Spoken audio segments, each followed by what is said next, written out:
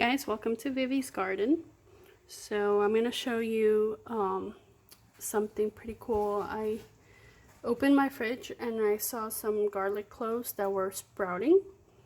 So this is the garlic cloves, and I peeled them and I'm putting them in water so they can grow.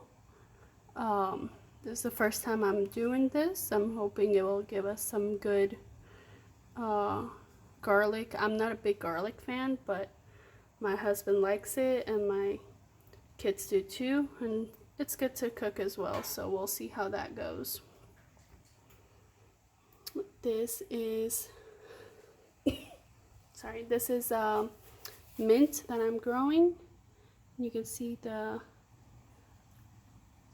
roots there, and that is from our mint plant.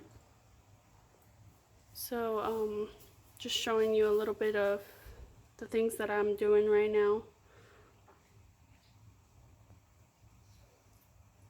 Alright guys, bye!